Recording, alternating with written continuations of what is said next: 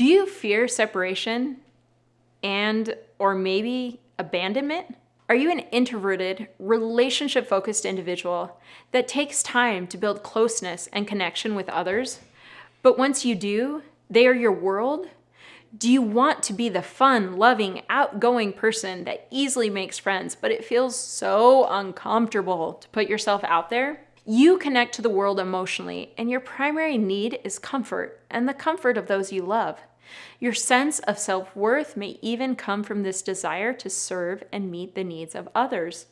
For this reason, the fear of separation can come up for you in a big way.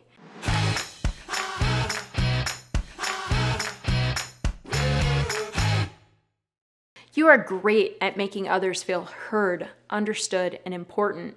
You are driven by relationships, but typically in a more reserved way than an extroverted, relationship-focused personality type that we call a dreamer. You may excel at conflict resolution because you can see both perspectives while being able to validate the emotions and experiences behind those perspectives. All of these traits make up a healer personality type. Comfort is key for a healer. Comfortable clothes, soft blankets, a cozy house. You have a wonderful natural ability to sense what is going on for another person, comfort them, and meet their needs. This is one of your greatest superpowers. Fun side note, healers, not always, but often, are big animal people. They love their furry children, their babies. On the flip side, healers sometimes struggle with task-oriented work.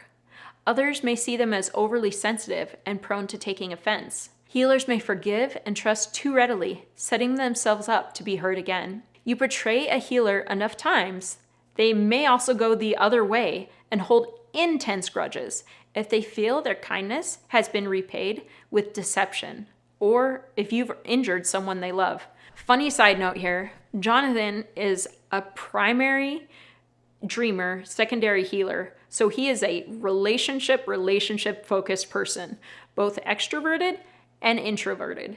And we have a daughter that is also a healer, but her secondary personality type is a closer.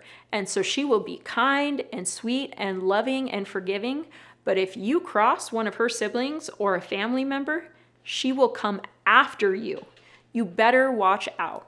And so it's so fun to see how personality types manifest themselves and show up in family dynamics. Healers also need the people in their life to be honest and trustworthy, balanced with gentleness and understanding.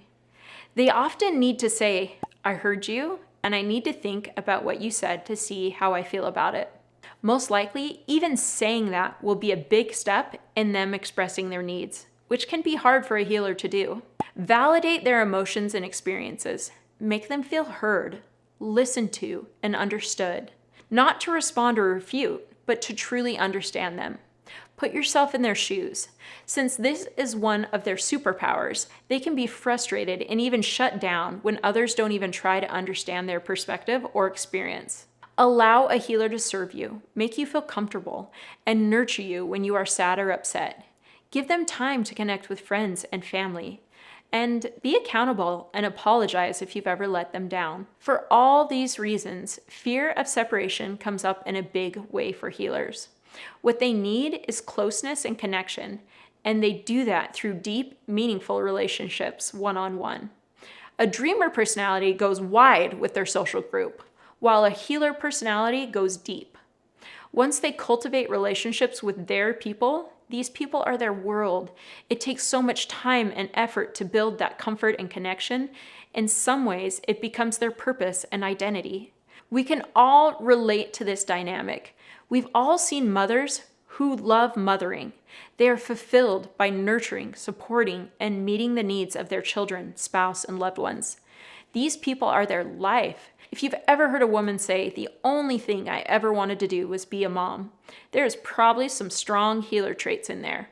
They are defined and fulfilled by their role as a mother. But what happens when their child grows up and leaves home? Who am I? What defines me? Where do I get my worth, purpose, and value from now? This is just an example of one way the fear of separation comes up for a healer. These feelings can also be brought up for us through the loss of a loved one, to death, from divorce, the end of a friendship, the loss of a job, or any other major life change that was based on connection and relationships. It may take a while to build the connection, but healers love deep, and they attach themselves, their identity, and worth to those connections with people and even pets. So how do you overcome the fear of separation? The solution is not to give up what you value. As I've said, what you value is important. It makes you uniquely you. The solution is to separate your self-worth as a person from what you value and to recognize that you have innate worth. I believe each one of us, by nature of being human, has immeasurable innate value. When we switch from a viewpoint of earning our worth through social acceptance and the happiness of others to recognizing our worth is innate and we brought it with us, it is a powerful perspective shift.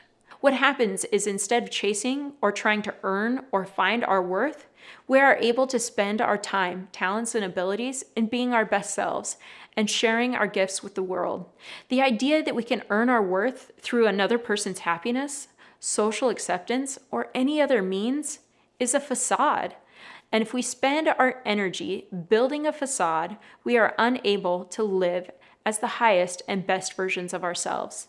The idea that your worth and happiness as an individual is not tied to the happiness of your loved ones is going to be challenging for a healer. This is going to feel incredibly uncomfortable. And if you are a healer, you do not like discomfort.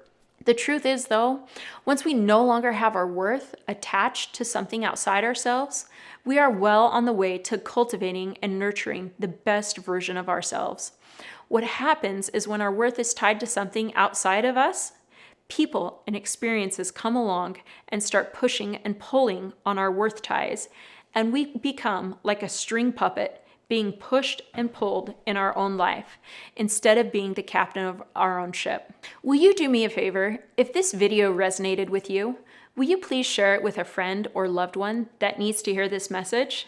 And remember to keep shining, healers. You are so understanding, welcoming, and compassionate. We need you in our life.